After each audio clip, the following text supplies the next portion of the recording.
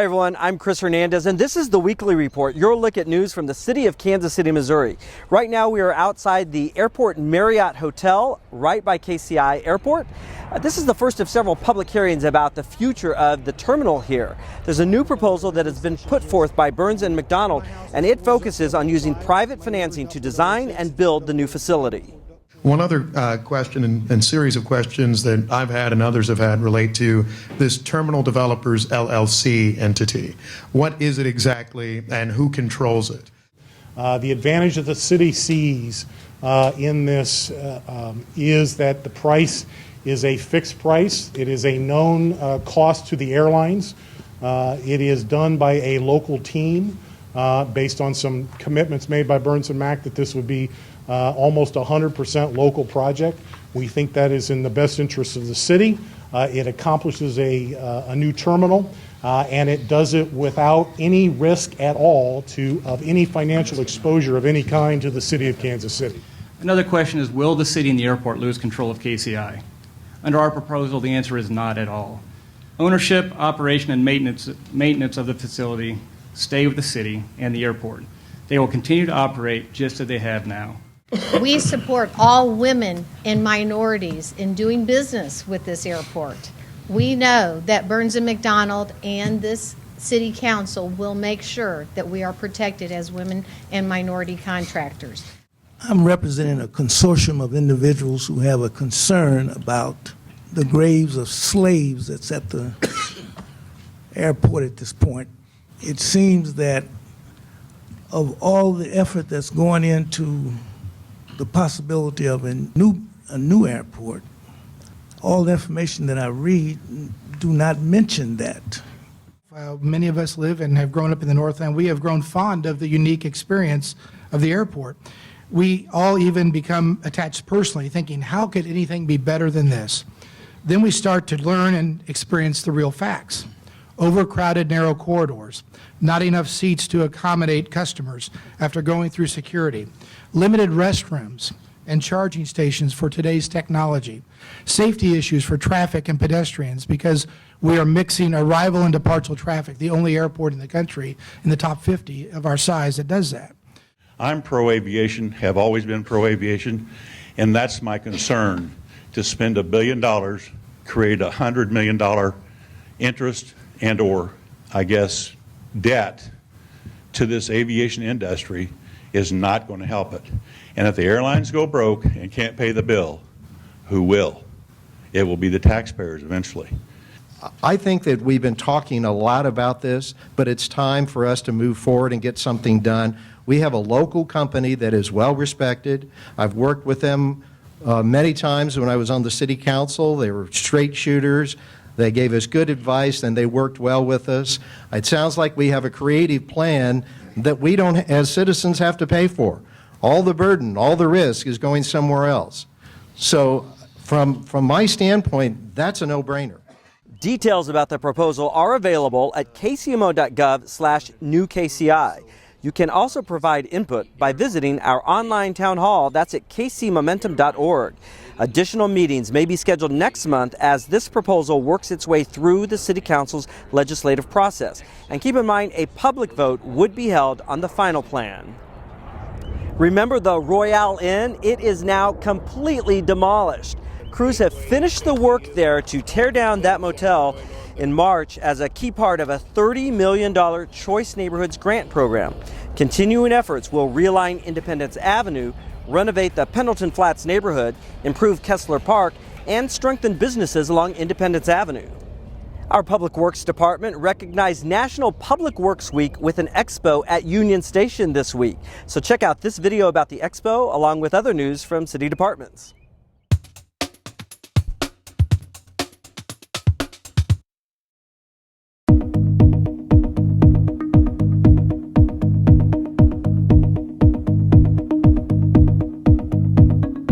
They welcome you here today for our National Public Works Week kickoff event. We're thrilled to be able to show some of the tools that we use on our daily basis as we work in the professional fields, the things that go on that you may not notice every day. Our public works people work their tails off and get very, very little thanks for it. But I want to tell you right now, thank you for everything that you do. I know the city manager feels the same way. We could not do anything in this city without Public Works. It takes great leadership and a lot of dedicated staff to maintain infrastructure in Kansas City, and the staff of professionals in Kansas City Public Works Department is consistently and constantly up to the task and up to the work that needs to be done.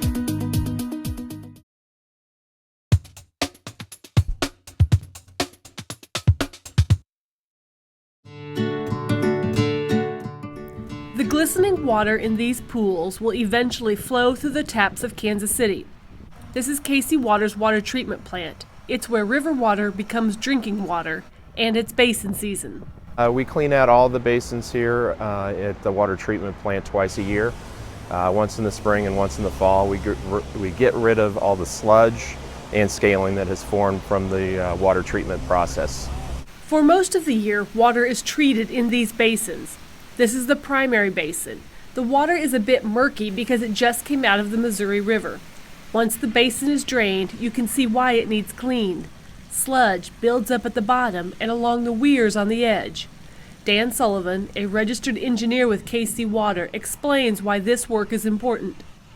If we didn't clean the basins from the sludge and the scale that forms over the course of the 6-month period, we might have issues with not so very good tasting water. The customers would notice that.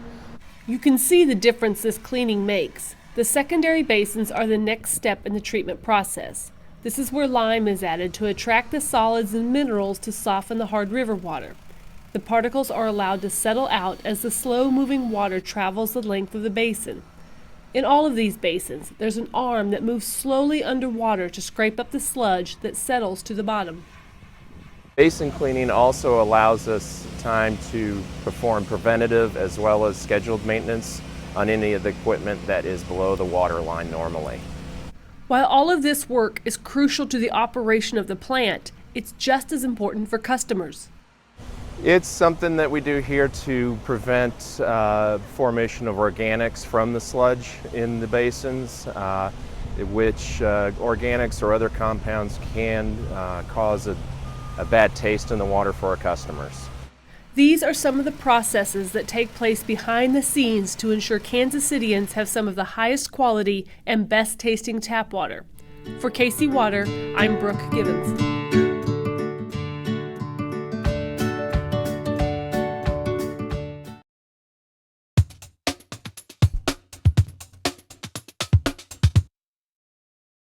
Hi, I'm Audrey with Kansas City Convention and Entertainment Facilities, bringing you news of upcoming shows and events taking place in June at your city facilities. Paw Patrol, the animated Nickelodeon series, brings its first ever live tour to the Music Hall, June 3rd and 4th. It's the day of the Great Adventure Bay race between Adventure Bay's Mayor Goodway and Foggy Bottom's Mayor Humdinger. But Mayor Goodway is nowhere to be found. It's Paw Patrol to the rescue, as the pups share many lessons for children of all ages. All of your favorite Paw Patrol characters will be there to lend a hand, or a paw that is. Tickets are available at Ticketmaster.com or at the Municipal Auditorium box office. You're invited to the 2017 Scout City Barbecue presented by the Boy Scouts Heart of America Council on Friday, June 23rd at Barney Ellis Plaza from 11 to 2. Bring a big appetite because this is a benefit to make scouting available to all the youth in our community. More information and tickets are available at scoutcitybbq.org. To learn more about events taking place at the Kansas City Convention and Entertainment Facilities, visit kcconvention.com and click on the events calendar or call 816-513-5000.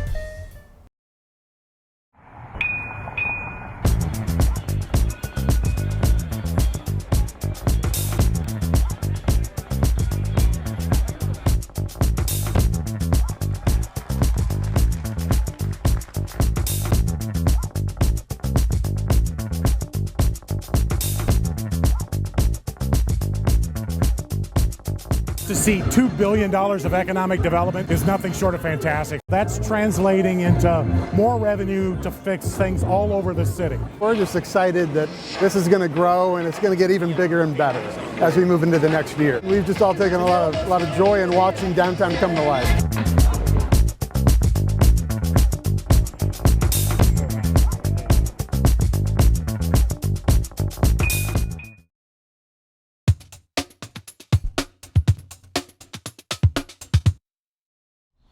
Festa Italiana is a free, family-friendly festival that happens at Zona Rosa on June 2nd through the 4th and is supported by the Neighborhood Tourist Development Fund. Here to tell us more about the event and a little historical background about the organization behind the event is Joe Nastasi. Joe, thank you for having us here today at Zona Rosa on the square. And I understand that there is an organization that is behind the event and that Festa Italiana has been going on for quite a while. Can you give us a little information about the organization and about the festival's history? Well, the organization is UNICO, which is a national organization. We like to think of ourselves as the Italian American Service Organization, kind of like the Italian Rotary Club. And it's all over the country, about 115 chapters nationwide. And the chapter here in Kansas City has been around since about 1949, thereabouts. And we do a lot of things, mainly raise money for charities and give away scholarships to aspiring young high school students. And the Italian Festival is really a couple of things. Number one, it's an event that we try to do to raise funds for our charities, but at the same time, it's an event that we can express our Italian heritage to the community. And UNICO's been behind that event, this Italian Festival, since probably going on since the 1970s, thereabouts. This is our 13th year here at Zona Rosa. What kind of activities, because it is a family-friendly event, so what kind of activities can someone expect if they've never been to Festa Italiana? Well, we like to think of it as a family event, you know, for everybody, the young and the old, and everybody in between. Right. And the event, if you can imagine, is celebrating everything that we like to think, we like to express as far as our Italian heritage. So, if you can imagine, there's going to be a lot of food throughout the event, throughout the 3 days that we're here. You can taste just about anything that's related to Italian type food you will find here. And a lot of the local restaurants will be here providing that. So food, there's song and dance, so we'll have a lot of entertainment. Again, various type of entertainment for the young and old. A lot of local performers, but then also we have a couple of national type performers that will be during prime time, Friday night, Saturday night. So food, entertainment, wine. There's a car show on Sunday, which is very nice. A lot of the Italian motorsports type cars, Ferraris, Lamborghinis. Nice. Also the Italian motorcycles, Ducati, etc. Those clubs have gotten behind the Italian Festival, and they'll be here on Sunday. We have an Italian Mass on Sunday as well. I don't know if there's a kids area that we devote to the younger kids. A lot of different games that they can be involved in. So we have that as well. So how many people attend? We've estimated probably in the neighborhood of 50,000 people come to the event over the 3-day weekend. So it's a big deal, and it lasts, because it starts early in the day, around 11 o'clock, and stays open till about 11 o'clock on Saturday, 5 to 11 on Friday, 11 to 6 on Sunday. So you can imagine there's people here coming to all the different events.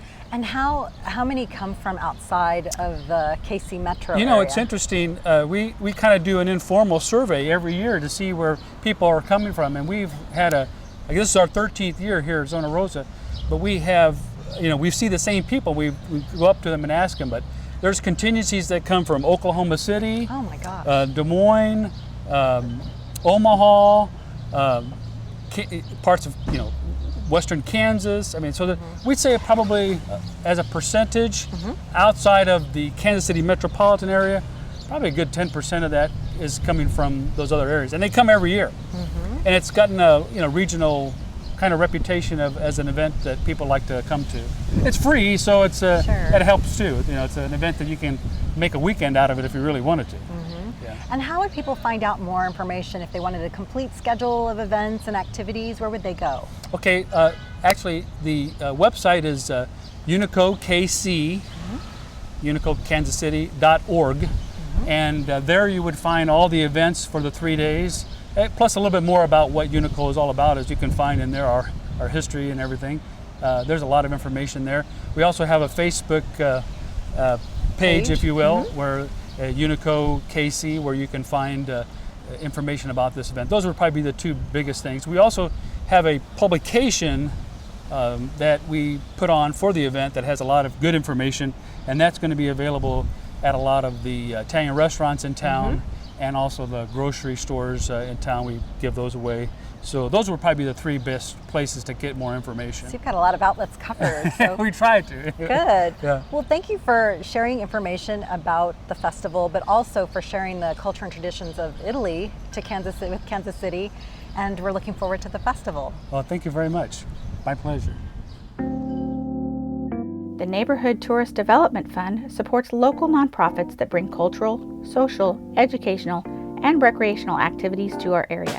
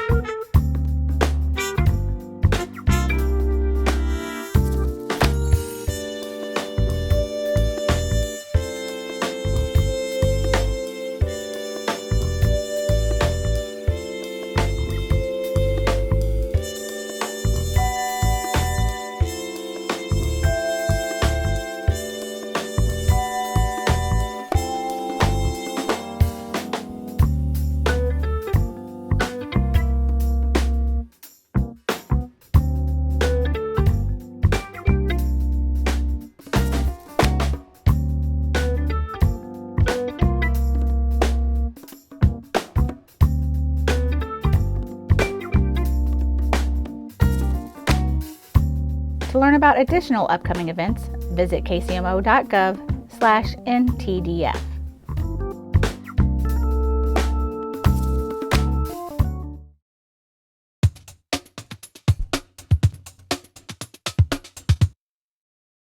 The Board of Police Commissioners has begun a nationwide search for a new police chief of the Kansas City, Missouri Police Department. KCPD Police Chief Darrell Forte announced in March that he would be retiring in May 2017. 3 public forums were held to get input from local residents about what they wanted to see in the department's new leader. The public forums were held on May 8, 15, and 16th at Metropolitan Community College, Maple Woods, Avila College, and the Mohart Multi-Purpose Center, respectively. Board President Commissioner Leland Shuren says a search firm has been hired and the search will be a nonpartisan process. This consultant group has a long history of finding professionals for cities and certainly within police departments. We have all taken an oath, as I said originally, of nonpartisanship, and we follow that. Those who spoke at the first public forum expressed concern about various issues like crime, police presence in neighborhoods, and the transparency of the search process. Here's a sampling of some of the priorities residents said they would like to see in a new police chief. The chief to set in place a method to send consistent and consecutive officers who are proactive in engaging the community to neighborhood association meetings. I urge you to try to prohibit anybody putting political influence on the process. And that is someone that would be very well-versed in cultural diversity. The only thing I would ask is that you bring in a guy who is not a drug czar, who is looking to make a name for himself by a war on drugs that's not succeeding anything. You take the best of what's happened in the past, and that's what you're looking for, and you're trying to find somebody who's not going to do the worst of what's happened in the past. That the police chief needs to be an effective advocate for Kansas City public safety needs, especially as we have a new Republican legislature and governor. For somebody new, someone with fresh ideas, because the current ones is not doing the job. It needs to understand the city, the culture, and be interested, like many of these people have said, in working with the neighborhood association. And someone who already has relationships within the community. I think that relationships are very important when we're talking about dealing with people. So we need a chief who uses his resources that he has effectively, and that includes partnering with neighborhoods. The Board of Police Commissioners has hired Ralph Anderson and Associates to help in the national search for a new police chief. The firm will identify several candidates, and the board will review them and select the finalists. Mayor Sly James says these public forums are not the final opportunity residents will have to be involved in this election. The finalists will be presented to the public again for question and answers. We'll meet with them some more and make a final selection at that point. Does that help you in terms of the process? In the meantime, Deputy Chief David Zimmerman has been appointed interim chief until a new one is hired. I'm Matt Fisher. Have a safe week. The Kansas City streetcar recently celebrated its first birthday, and now the Streetcar Authority is asking your opinion about a possible extension north into Berkeley Riverfront Park. The meeting will be at the Arabia Steamboat Museum Atrium, which is located at 400 Grand Avenue on Wednesday, May 31st, and will run from 4:30 to 6 p.m. You'll be able to see the proposed route and how it will connect to existing bus and potential bike and pedestrian routes.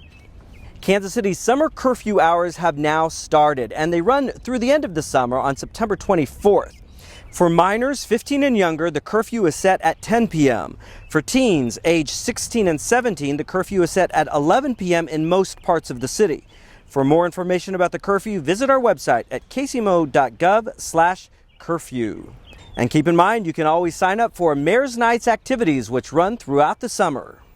That does it for this edition of the Weekly Report. To view this program again or any of our Channel 2 videos, just go to our website at kcmo.gov and search Channel 2. That page has a link to our YouTube channel where you can view all of our programs on demand. Also, keep watching for more updates about this proposal regarding KCI and a possible new terminal. I'm Chris Hernandez. Have a great week.